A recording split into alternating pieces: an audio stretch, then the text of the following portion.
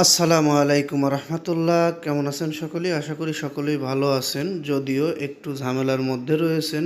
এখনকার যে নিউজটি, মধ্যপ্রাচ্যে অবস্থানরত প্রবাসী এবং এই প্রবাসীদের ফ্যামিলির যে সদস্যরা আছেন তাদের সকলের জন্য অতীব গুরুত্বপূর্ণ এবং খুবই জরুরি একটি নিউজ।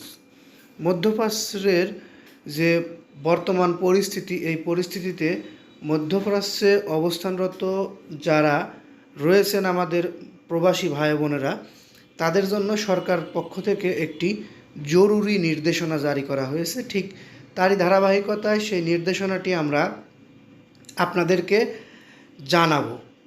তার আগে আমি আপনাদেরকে একটা জিনিস দেখাচ্ছি। দেখুন, স্ক্রিনে দেখা যাবে যে মধ্যপ্রাচ্যের যেসব দেশে আপনি রয়েছেন ওই দেশের যে দ্রুতাবাসগুলো রয়েছে বা হেল্প নাম্বারগুলো রয়েছে, সেগুলো আমি আপনাদেরকে দিয়ে দিচ্ছি। আপনারা একটু নোট করে নেবেন। যদি কোনো ঝামেলা মনে করেন তাহলে এই নাম্বারগুলোতে অবশ্যই যোগাযোগ করবেন। আপনারা এই বিষয়টি মাথায় রাখবেন যে যে কোনো সময় মানুষের যে কোনো পরিস্থিতিতে পড়তে হতে পারে।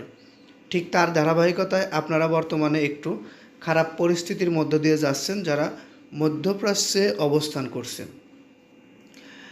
আপনারা যে বিষয়টি সবচেয়ে বেশি গুরুত্ব দিবেন, ওই দেশের আইন, যে দেশে আপনি রয়েছেন ওই দেশের আইন সম্পর্কে আপনার জানা উচিত।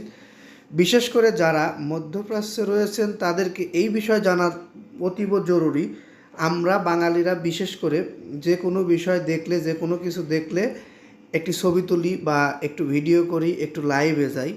এই বিষয়গুলো খুব সাবধানতা অবলম্বন করতে হবে এখানে। আর গুজবে কোনো রকম পা বাড়ানো যাবে না, কোনো গুজব ছড়ানো যাবে না। এটি কিন্তু ওই দেশের দণ্ডনীয় অপরাধ। এই অপরাধ করলে আপনি কিন্তু ওই দেশের আইনে ফেঁসে যাবেন।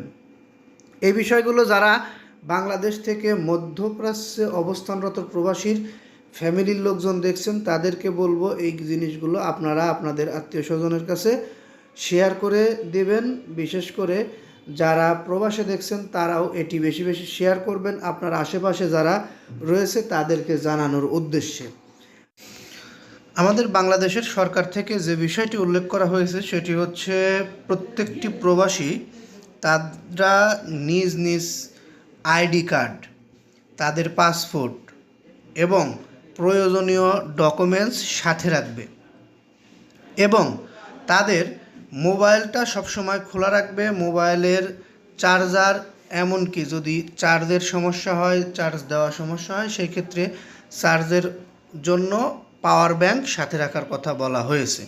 সঙ্গে আশেপাশে বেশি করে শুকনা খাবার, পানি, এই জাতীয় জিনিসপত্র রাখার কথা বলা হয়েছে এবং বিনা প্রয়োজনে অর্থাৎ অপ্রয়োজনে বাহিরে ঘোরাফেরা করা যাবে না, বেশি জনবহুল মানুষের মধ্যে যাওয়া যাবে না, মিছিল বা কোনো সমাবেশে যাওয়া যাবে না।